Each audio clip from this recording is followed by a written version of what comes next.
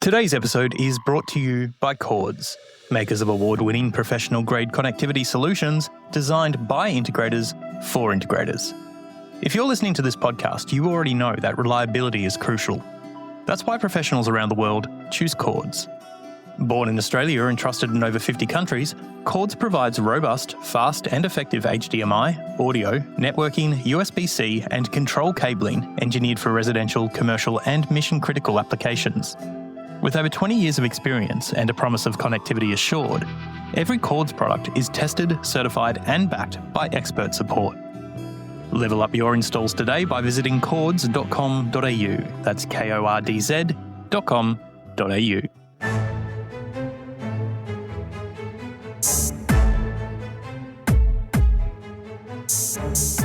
Hello and welcome to Master Integrator.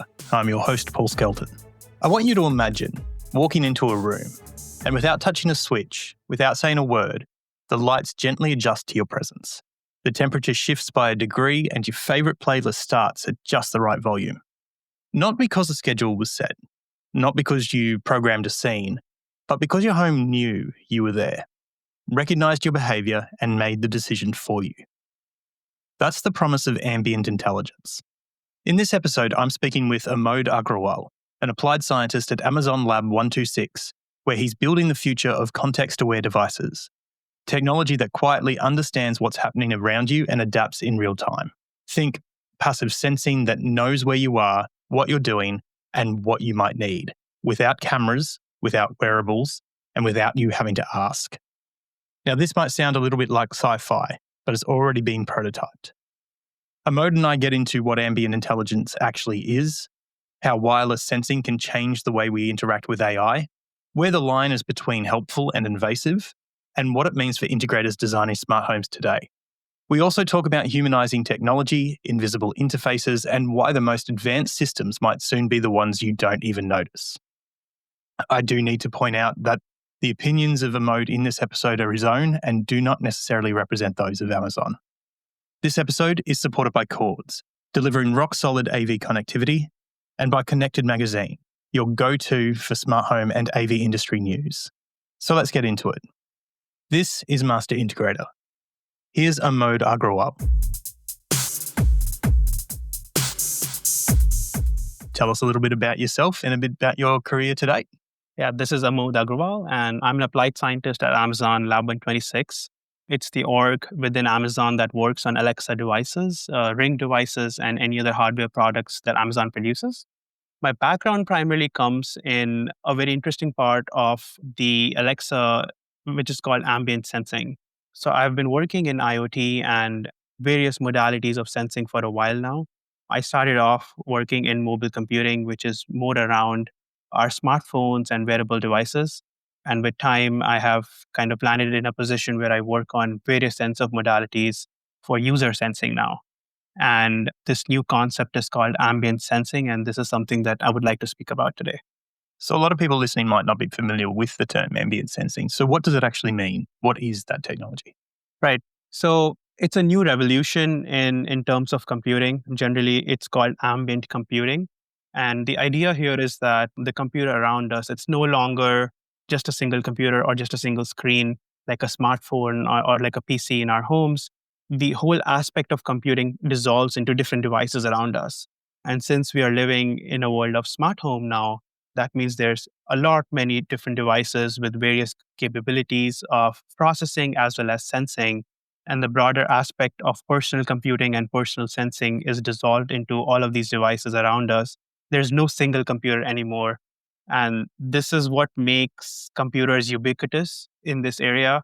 What that means is that every different device around you is trying to process something on its own and kind of perceive the environment from its own POV, which essentially leads to a central, more distributed computing. But at the end of the day, it all comes together to essentially have a better view of your home, of the user, of the environment overall. So where does the processing smarts live, I guess? Is there still the need for a hub, or is it kind of just a grid and all the devices talk together and it's spread across the multiple devices? Yeah, that's a very good question. So I think we are moving in both directions now. Let's talk about pre-AI pre-AI, there was definitely a hub where, like, one of the primary goals of the industry were to make smart home devices cheaper. So that means you want to reduce the cost of all the bulbs, the switches, the sensors, and so on. And you want to offload all the intelligence to hubs, which might be smart assistants, or in general, they could be your routers, your Wi-Fi routers, and so on. And even though these little devices, which are spread across in the environment, they would be working as sensors for the user, all the information would finally end up at the central hub where it could be processed, and a user could interact with that device, or it could interact with users' phones and personal devices, and so on. Post AI, there is a growing concept of something called home GPT, which essentially comes from chat GPT, where it turns out that people do want to offload as much processing on these little nodes as possible.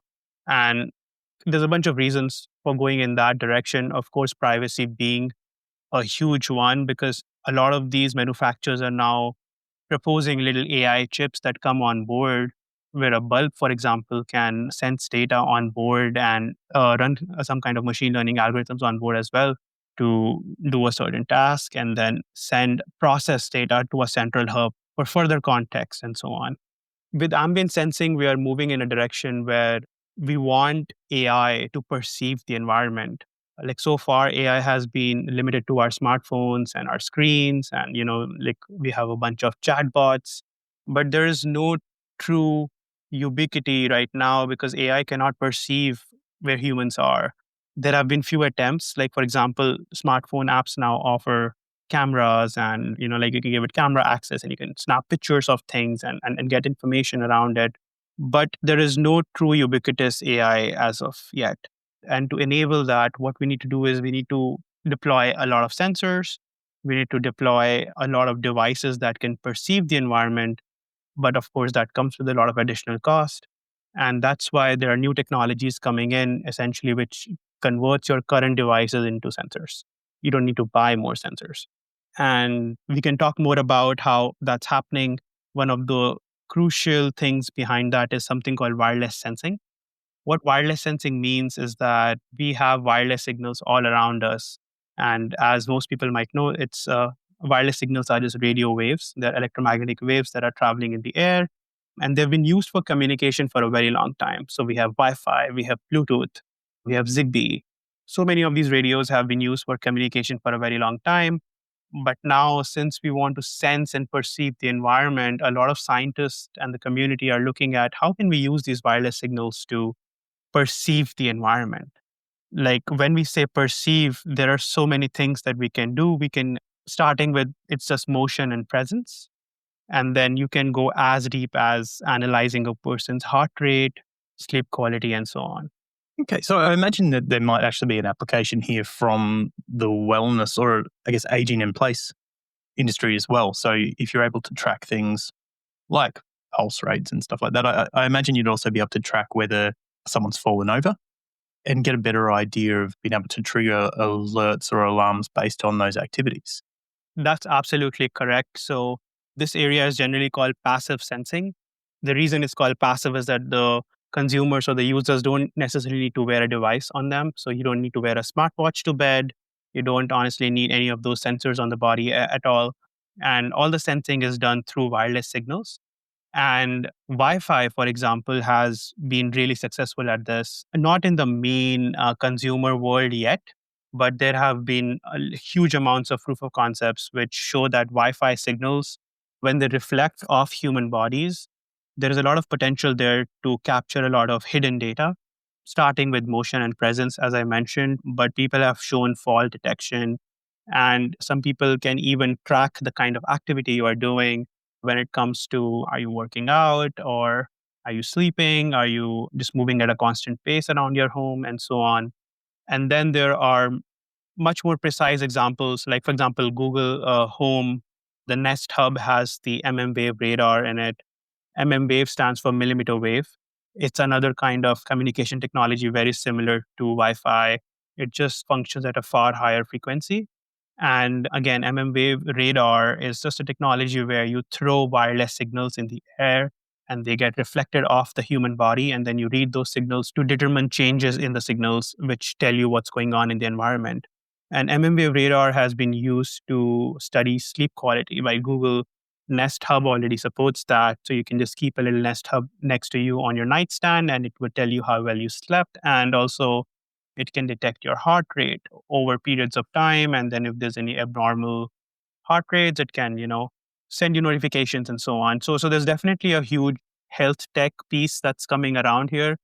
It does seem a little bit more futuristic, to be honest, because there is a lot of regulations around what health is and how do you monitor it and the kind of bar these technologies have to meet to be deployed at a large scale.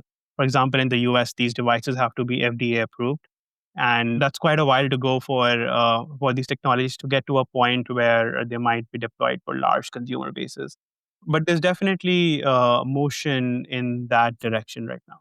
So if you were to hazard a guess, how far off do you think it'll actually be before we see widespread adoption of these sensors? I think it's very important to see it in a way where none of these technologies by themselves are going to be good enough. And which is also something I have seen in the industry, even at Amazon. Usually the solutions are coming from a fusion of multiple technologies, which usually raises the costs of the devices because you're trying to put multiple antennas, multiple sensing modalities, and so on, like into these devices.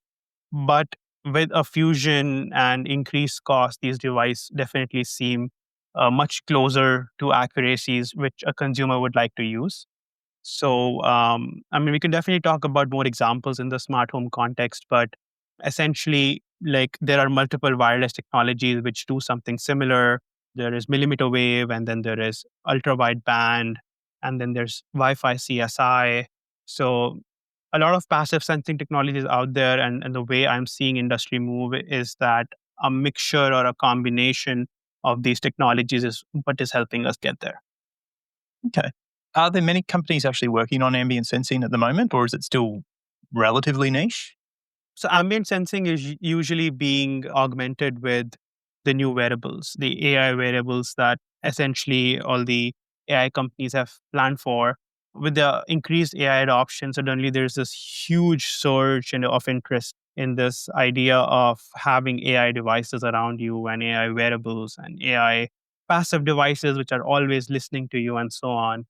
I personally don't know if there's going to be a huge user adoption as quickly as they imagine, but there's definitely a huge movement towards using these cameras on these devices and always on microphones, which are also aspects of ambient sensing because at the end of the day, like a microphone and a camera is just a sensor. It's trying to perceive the environment.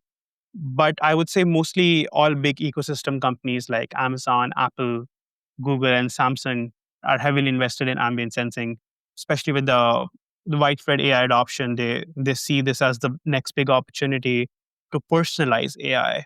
For example, like just to talk about some examples, right? Like there are opportunities where you walk into your room or your home and the thermostat automatically turns on, sets to cool. It knows that it's me who has come in. The doors can unlock as I arrive.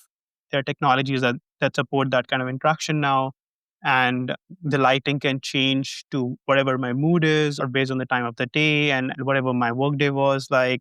It can adapt to me very very seamlessly based on like the real time context. Like I'm not talking about routines because that's something that has existed for a very long time. They're static and you can go in your apps and you can set up these routines and they would always be the same. But here the AI can actually perceive the environment in real time and then make real time decisions to do whatever makes sense.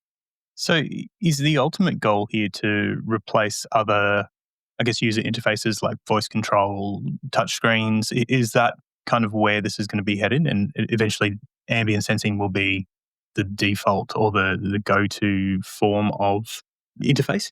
I think I would think of it as replacing it, but there's definitely with augmented reality, AR is something that people are predicting to be the next compute platform. And what that means is that people are predicting that maybe in a couple of years, we wouldn't be carrying smartphones. And instead, we would be having augmented reality glasses, which would basically give us a real time view of the world around us. But that would still involve voice interactions and that would still involve gestures, which is something that like a lot of these devices are starting to support now. So, like the modalities of interaction, I feel would remain the same. It would still be voice, touch, even gestures. But the way that these devices are collecting data about us would change. It would be more invisible. They would be more in the background. Probably people would not have to wear wearables all the time and so on. Okay. So obviously, as you know, the people who are listening to this will largely come from the smart home industry. Well, what are some of the other examples, I guess, real world examples where this would actually be able to be implemented within homes? Right. In terms of voice assistants, there's a huge use case because today voice assistants are pretty blind on where the user is or what the user is doing when they're talking to them. So when I say voice assistants, it could be anything like, for example, Google, Siri, or Alexa. And all of these voice assistant services are now moving to AI powered LLMs. So what that means is there are reasoning capabilities with these voice assistants now, and making them understand the context is one of the biggest challenges. So, for example, there's this entire area called indoor localization. What that means is that the AI would like to know where you are inside the home. Are you in the bedroom? Are you in the kitchen? Are you on your work desk? And that adds a lot of context to these interactions. So, like, for example, even today, a lot of voice assistants would require you to say, turn off the lights in the bedroom. Otherwise, it would ask you, which lights are you talking about? But if these technologies around us can perceive the environment and help the AI understand that, hey, I'm already in the bedroom, then it doesn't really need to ask you which lights you're talking about. And there are a bunch of use cases in this area which are more nuanced. But of course, smart home control is one of the most classical use cases that we talk about. There's also all kinds of AI interactions because of whatever reasons. Like, for example, if you're in your laundry room and you say, Alexa, add urgent to the shopping cart. Now, since Alexa knows that, hey, you are in the laundry room, it can correct your word urgent to detergent because it knows that that's what the context is, and you were close to your washer and dryer, and that's probably what you meant. So reasoning and just understanding and the something called natural language understanding, NLU is what we call this in the scientific circles. I think there's a lot of benefits there of this user presence apart from just smart home controls, automated routines. There is also this new secure access use cases and tracking use cases. For example, a lot of the smart locks are now ultra wideband enabled. So they can perform this distance ranging with your phones and with your smartwatches to figure out if it is you at the door, and they can unlock automatically when you come close to it, very similar to how our cars unlock as we come close to it. And then if you have any kind of pet trackers in your home, these distributed devices can track your pet inside the home. And if your pet is entering like a danger zone or like a patio or like a place where you wouldn't want your pet to go, it can send you a notification saying that, hey, your pet is going to enter this zone. You might want to, keep an eye out. So there's a growing list of use cases, and all of them are around perceiving the environment. Okay. So I guess anytime a system is released or anytime we talk about this idea of, I guess, always on or always aware technology, it raises issues around privacy. And you're always going to have people out there raising that and talking about it. So is there a way in your mind that this can be implemented while still protecting people's privacy? Yeah. So this is a two-tier approach to privacy. Usually, 5 to 10 years ago, when we used to talk about ambient context or ambient sensing, the first thing that someone would propose would be a camera, because cameras are the easiest solution in some sense. You can just point a camera to anything, and the entire vision processing or like vision learning models are very sophisticated these days. They can pretty much look at any image and tell you what's going on in the image. Solving this problem using cameras is fairly mature, but it turns out no one wants cameras pointed to them in their living rooms and in their bedrooms and, inside their homes, and it just never works out. So people in this community of wireless sensing and ambient sensing, they have turned to these secondary technologies, which are essentially using invisible wireless signals. And we would call them a lot more privacy aware, essentially because you can't formulate images of the person. Sometimes you can't even tell who the person is. This is more around small motions in the environment, is what this is being used to detect.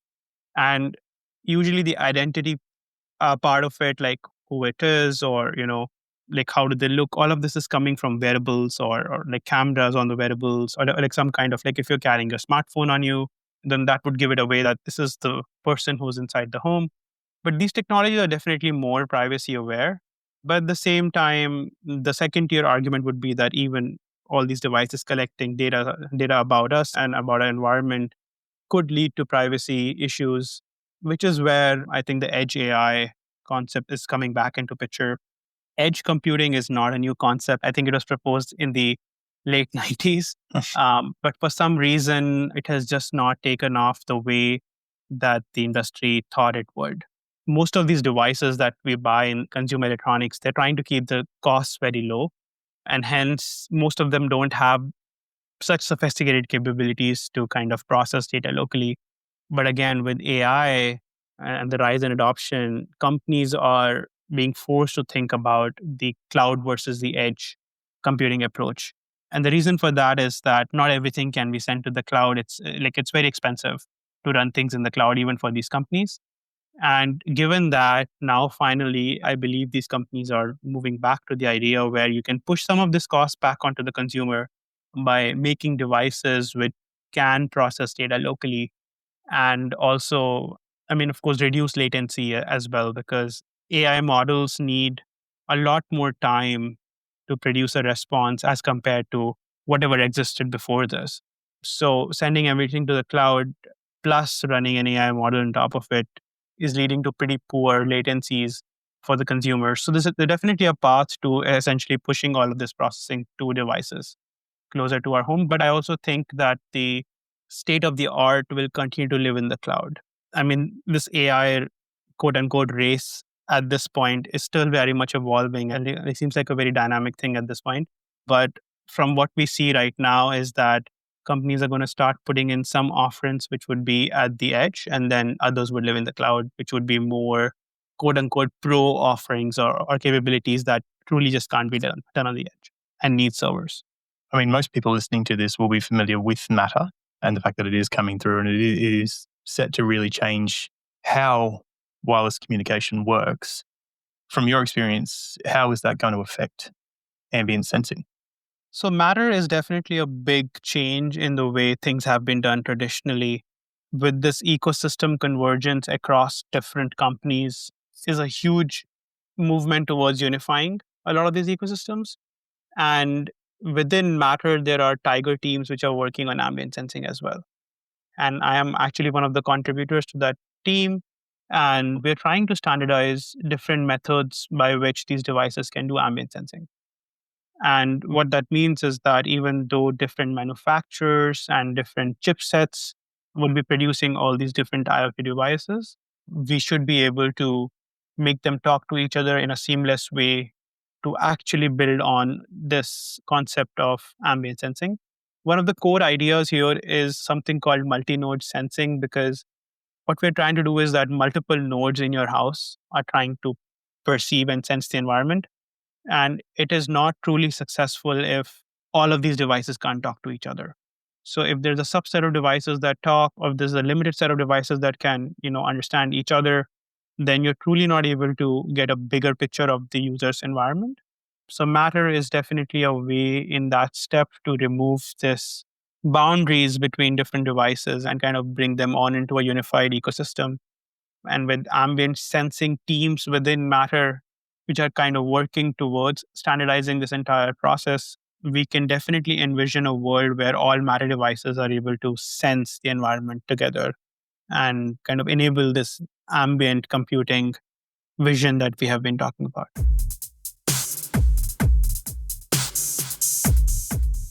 For over 20 years, Connected Magazine has been the leading voice of the Australian AV and custom integration industry, and it still is today. Whether you're working in residential or commercial, Connected keeps you up to date with the latest news, new products, and in-depth features from a team of experienced writers. Check out the website via the link in this episode's description or chat to the team at the next industry event. There is a slight movement.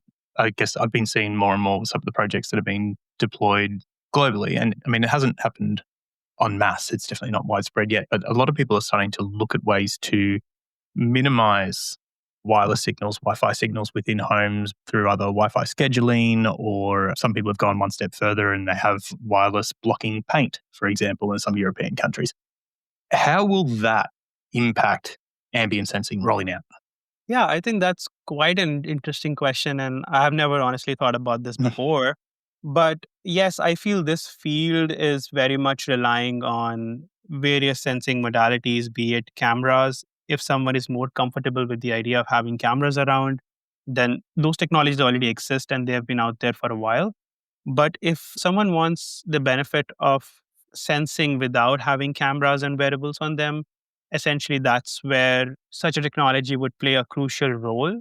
But of course, I mean, we have seen consumer wearables and, like these devices have already taken off and people are very comfortable wearing an Apple Watch all the time. So there's always that route where you have dedicated devices on your body which kind of track your health, they track where you are inside the home, how much have you moved, and so on. Essentially, this is about making AI and smart home better and smarter.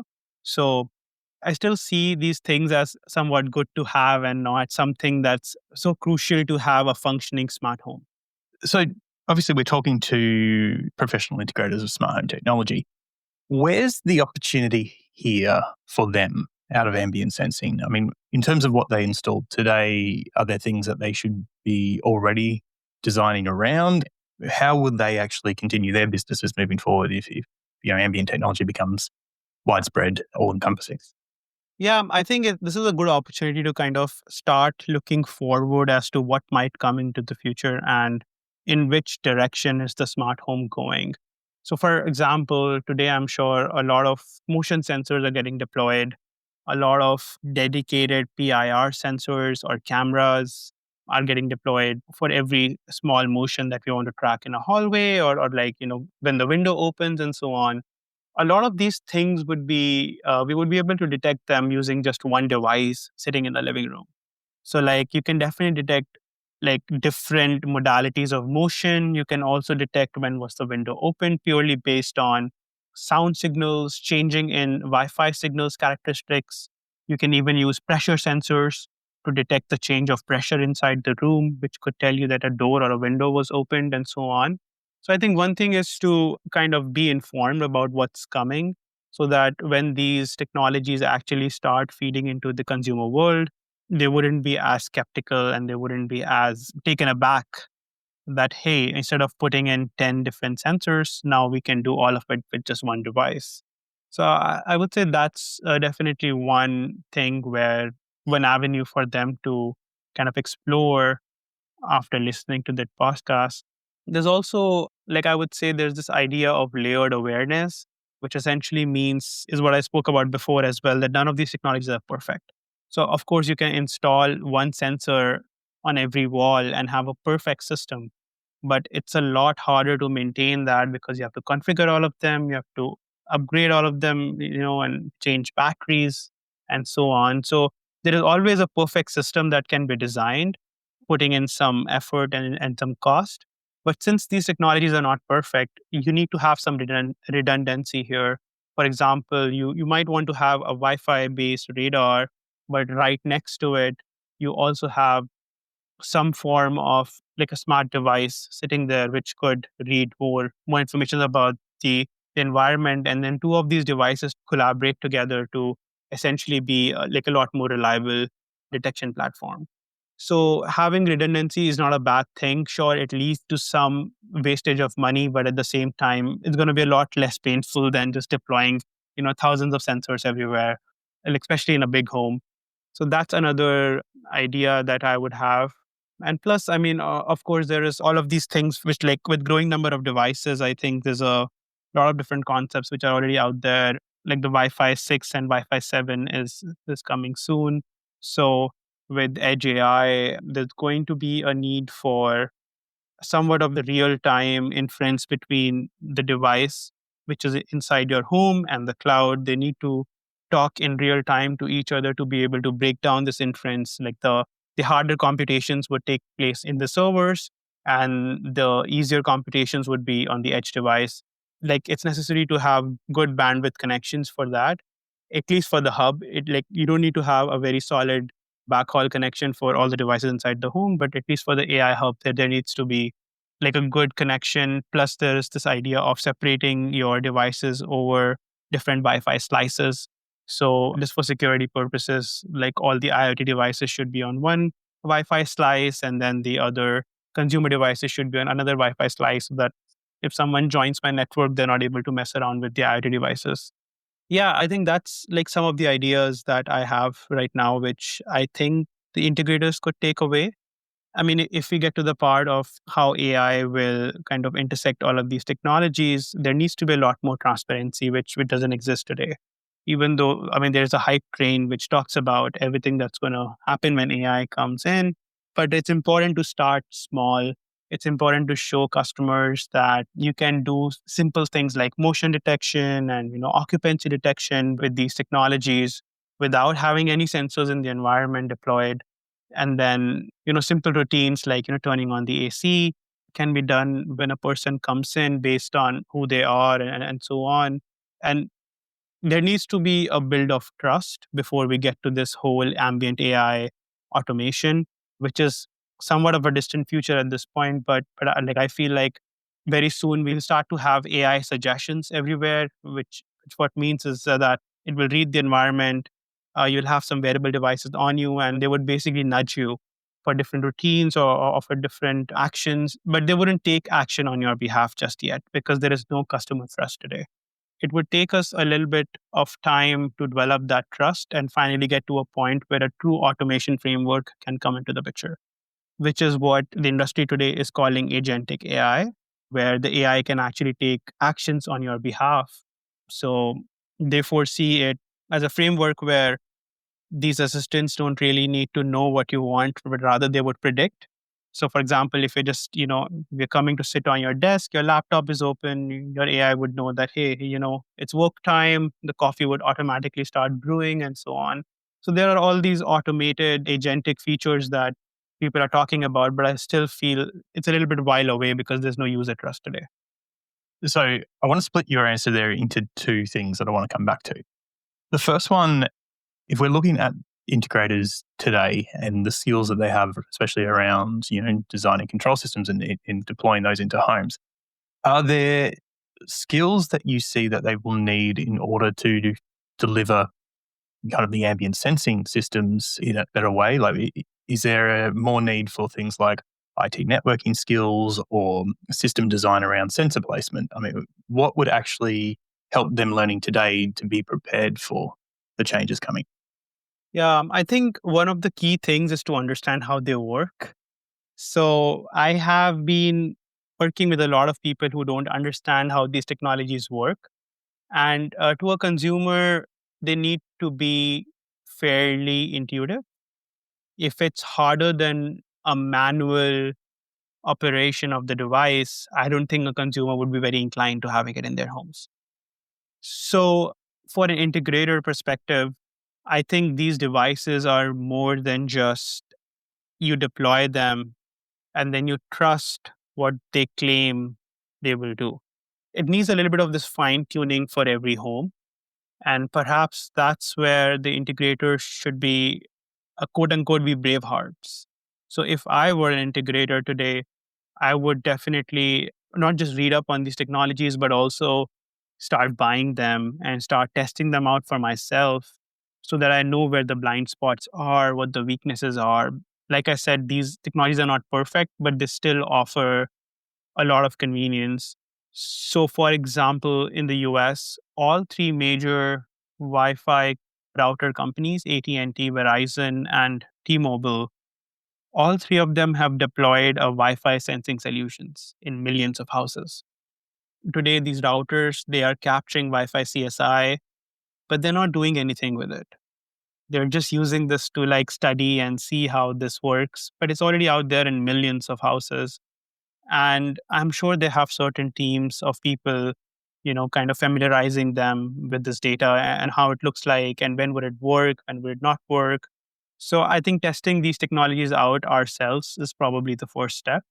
That should also help you break the skepticism around it because a little bit of it sounds a little too magical that just using wireless signals and, like without deploying a sensor in your home, you're able to track motion or what the person is doing and so on. So I'm sure it's bound to be received with a little bit of skepticism, whether it would work, how can it do that, blah, blah. And also like how big is the point of view of these sensors, right? Because you have one router in your home, what is the coverage, and so on. So these technologies need fine tuning. And I think one way of going about it would be that you deploy something and then you let the users use it for a week or two, and then you come back, you listen to all the feedback, and then you work with these assistants or just different knobs that you can tune to essentially fine tune these models for a specific house. Even ourselves, even as a scientist, like one of the biggest problems that we face in our work is how do we scale these technologies across homes? Because it's completely doable to deploy this on one home and make it work robustly. But then if I take that same setup to a different home, it will just stop working. So I think this fine tuning aspect to every home is kind of like an open challenge.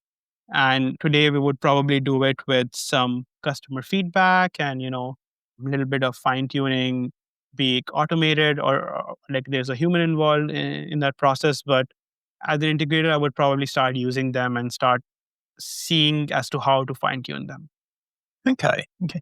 So I guess the other thing that you mentioned just before around AI and I guess ambient sensing as well, starting small, is that are there evolutionary steps that still need to happen before we get to these systems being implemented? So obviously at the moment in a lot of homes now there's voice integration, there's touch screen integration for as a user interface.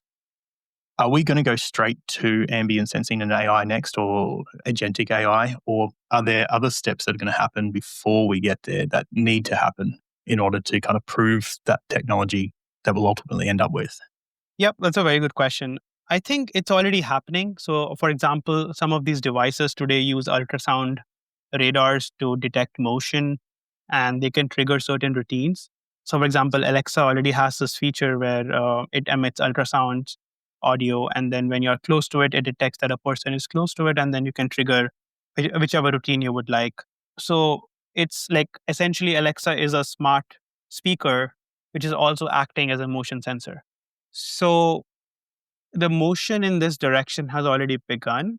But at the same time, like I said, since these technologies don't scale up well, there is a lot of skepticism around it as to how well would it actually work if I were to deploy it in millions of homes. So one of the key things that's changed in the last year is that with this entire advancement of AI, there's a lot of research that's going on. How can we use AI to kind of generalize these models to each home? So what that means is that if I'm a scientist, I would deploy a certain model which would automatically learn with customer feedback as to what it needs to do over time. And this might actually be the key to scaling this technology across homes. So that's definitely one of the key steps that need to happen is that, like scientists and these companies, they need to figure out how to deploy this across such a large scale consumer base with minimal effort, and we have not gotten there yet. So, if we had integrators who are fine tuning these devices for each home, like I'm sure it can work.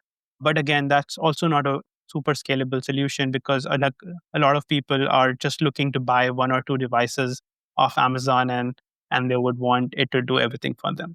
So do you think that the rollout of this ambient sensing technology, it's going to kind of follow the traditional path of being available to early adopters and the high-end clients because it's going to be expensive, or because people are more familiar with things like Amazon Echoes and Dots and the smart speakers in general, wearable technologies, do you think it's actually going to be adopted much quicker because people are already used to the technology? Yeah, I think the AI adoption is definitely going to be, it's going to go to premium segment first because it requires a certain level of hardware that can do it. But when it comes to these technologies, these are essentially reusing radios which exist in every device. So, like for example, there is this concept of Bluetooth BLE beaconing. BLE stands for Bluetooth Low Energy, and what it does is that all of our devices here today, like our iPhones or iPads and so on, they're all emitting these BLE advertisements continuously. They're used for different purposes across these ecosystems. But what this means is that every device emits a radio wave every few milliseconds. And you can use these radio waves to track how far these devices are to each other.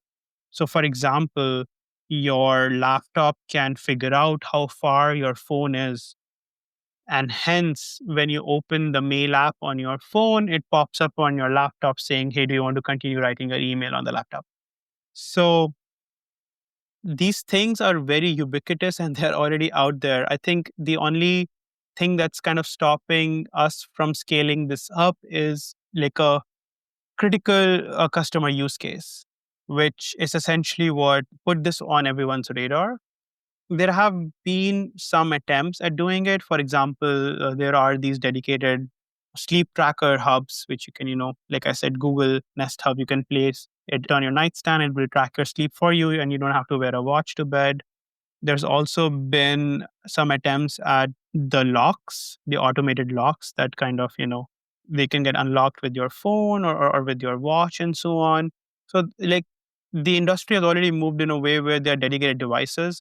But for this ambient AI or this ambient sensing vision to come alive, first of all, we need to have a lot smarter voice assistants out there, which can actually, make sense of all this data.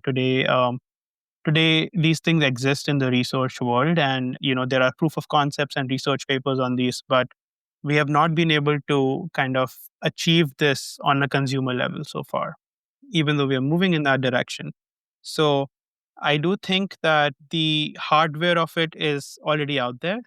It's more about just the software and the AI world kind of as it plays catch up. I think we should very soon start seeing these features roll out in a lot of these smart home devices. So, from your perspective as a scientist, what role does or could the integration industry or even potentially end users play here to help you shore up the technology and get it ready for deployment? Right. So, as I mentioned, I think human feedback is something that there's a dearth of it. No one wants to provide human feedback. And as someone working on these models, it's always how can we get to know if it's not working well? And if it's not working well, what is not working well? Right. And that's why we have so many beta programs and you do so much outreach and so on, but it's never enough data because you're trying to reach a huge consumer base. I think as integrators, there needs to be a systematic change because there needs to be some new feedback loops that need to get created. Essentially, I see integrators as people who are very familiar with these technologies, who understand how it works, and then they are able to give us reasonable feedback essentially as to what is not working and why is it not working and so on. And this feedback is crucial for improving these technologies. Even today, when we use chat gpt, it would ask you, hey, I'm giving you 3 responses, which one do you like more, which personality do you like more, and so on. So in this case, they have been able to kind of offload this effort to the consumers. But in a smart home space, I feel most consumers are not well equipped to provide you any kind of feedback. So, as integrators exist, I would say any kind of feedback that we can get from their learnings when they're deploying these things on different houses, whatever their problems were, any of those learnings would be really, really beneficial to the people who are working on these models and they're trying to train them and fine tune them in the cloud. And would they do that just by joining or signing up to one of those beta programs that you mentioned as their way Yeah, to communicate that back? I think there is no systematic process today for this, to be very honest. And I would like to see that change happen, primarily because, at least from the perspective where I sit on, these are consumer devices and consumers are not expected to give any feedback. And hence, these loops have not been created. Sure, there are options to report bugs or, call certain customer helplines and so on. And those things exist, but these are not technical feedbacks. They're essentially just call outs as to what works and what doesn't work, which are just internal metrics for most of these companies. But for someone who's an integrator, it's a lot more technical, it's a lot more organized, and those feedback needs to come back into these ecosystems to kind of inform all, like be it a device manufacturer making bulbs, or the chipset vendors who are actually designing the chipsets which go inside these bulbs, or be it the voice assistant services, Alexa, Google, or Apple, or be it, just in general, like the electricians or the wiring companies and so on. So there are so many different components involved in all of this that like a common feedback loop I'm sure would help everyone. Let's talk a little bit about applications outside the home. So people listening to this, yes, they are primarily residential or smart home integrators, but there is that area of the market where there's a crossover to commercial that has the horrible word resi-mercial, but it's like commercial. So kind of hospitality, boardrooms, some houses of worship and retail. Where would ambient sensing fall into this kind of light commercial space, and in particular within hospitality? Because I imagine there'd be quite a big application there. Yeah, that's a very good question. Maybe we can start with rental properties like Airbnbs. In that case, I have seen so many Airbnbs have dedicated cameras around inside their homes to kind of track what the renters are doing. And then there are all these reports that pop up that, hey, this Airbnb had a camera inside the home, which is, of course, not legal. With these technologies, there is this potential to essentially automate things. Like you don't need to go to the Airbnb and hunt for the key. Your phones and your devices would seamlessly open the door for you. And then there's also a potential of moving your preferences with you. What that means is that on your devices or at your home, you might like lights of a certain color, or you might like your temperature to be cooler than an average person, and so on. So when you go to this new place, your preferences can carry with you on your devices. And once you are inside this new rental property, all the smart home can easily adapt to your preferences without you kind of manually going and changing everything and making it as comfortable as possible. In terms of retail, there is a lot of different kind of use cases which are coming up, and there's already something that is already out there. For example, Amazon Go is a store where you don't have to check out at all. So you go into a store and you pick up whatever you want, you put it in a basket and you leave, and you automatically get billed. This is done through tracking your dedicated sensors and cameras, but something similar can be done using a combination of these ambient sensing technologies. For example, if you are wearing your AR glasses and you enter a grocery store, there is a world in which your AR glasses can show you navigation to every item in your grocery list one by one. And it would also find you the best path inside that grocery store so that you don't have to waste time. It will show you a clean path as to which are the aisles that you need to stop by to pick up everything on your grocery list. And there would be like a little navigation arrows very similar to Google Maps on your glasses. And this can only be done if somehow you're able to track that person inside the grocery store, which would be powered by all these technologies behind it. For example, Bluetooth based or ultra wideband based techniques can be used essentially to track different customers inside the home, and then they can be navigated within. So would the technologies in play for those kind of light commercial applications be the same as what will be deployed in residential applications? I think residential is more around personalizing AI and making it more intuitive. Whereas in terms of rental properties, it would still be personalization and ease of check-in and so on. But in retail, it would more focus towards navigation, advertisements. I mean, there's an aspect of personalizing advertisements as well with such technologies. For example, if you are very curious about different vitamins and you spend a lot of time in the vitamins aisle, then your ads could be catered towards different vitamins, be it on your phone or be it in real time using screens and so on. So there's definitely those aspects as well. And then in terms of the hotel industry, I mean, we are already at a place where we can use your phones to check in, but it can completely automate the check-in process. You don't have to visit the reception at all. You can just directly go to your room and your phones will unlock and everything. And like we also envision a world where there are these voice assistants inside these hotels, and they know who you are. So after you check in, these assistants can kind of learn your preferences and adapt your hotel room to whatever you like. Okay, so let's sum everything up. Moving from here, moving forward, what is the next step or the first step for integrators listening to this to take? What should they do as soon as this finishes to make sure that they're prepared for the future, but also to make sure that their jobs are as future-proof as possible? Yeah, I think again, starting off like with the first idea would be to try these technologies out themselves as they roll out in the next few years. Having demos and experience setups is also something that helps develop user trust. For example, when we go to a showroom to buy a vehicle, they would show you all these new technologies that these vehicles have.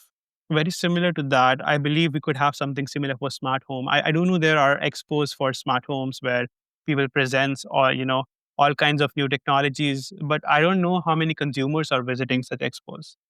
So to have a little shop where essentially you showcase, where this technology is going or what are the new things that you could pay for and have it in your home, I think that's definitely, I would say, spreading awareness like about the change in the technologies that's happening. Apart from that, I also see AI being used for a lot of troubleshooting now. And I think that's going to become quite an interesting field by itself. For example, in vehicles, at least, I'm seeing this trend where AI is being used to troubleshoot what's gone wrong with the vehicle. And like a similar concept will eventually pop up for smart home as well, where an AI assistant could tell you that, hey, your Wi-Fi signal seems weak. You might want to move your devices, or, your 10 of your devices will be out of battery in the next 10 days. So, you should put it on your calendar that you need to unplug them and recharge them and so on. So as integrators, I think using AI would be the next big step. And of course, I'm sure there are some startups or some companies building AI for smart home very soon. Essentially, that will take in all the information from all these companies and like all the data that like a lot of these manufacturers provide, and then there will be a central AI which anyone could just plug in and like talk to and like figure out where to place things or troubleshoot much more technical issues that would be hard today. A huge thank you to Amod Agrawal for joining me and for sharing a glimpse into the future of ambient intelligence. The technology he's working on is a reminder that the smart home is evolving fast, from something you control to something that quietly responds. As integrators, this raises new questions. How do you design for systems you can't see? What's your role when AI is driving the experience? And how do you make it feel natural, not creepy? We don't have all the answers yet, but conversations like this one will help us start thinking ahead, beyond control systems and into the world of context-aware computing. If this episode got you thinking, I'd love to hear from you. Reach out via LinkedIn or drop me a line at info@masterintegrator.com.au, especially if you've got a great guest idea or just want to dig into any of the topics we've covered. And just a reminder, merch is finally happening. This will be a simple way to support the show and fly the Master Integrator flag. Keep an eye out for the drop. A huge thanks to Chords and Connected Magazine for backing the podcast and for backing the people who are building the homes of tomorrow. Until next time, keep listening, keep learning, and maybe keep your AI out of the bedroom, at least for now. Thanks for listening to Master Integrator. I'm Paul Skelton. I'll see you next time.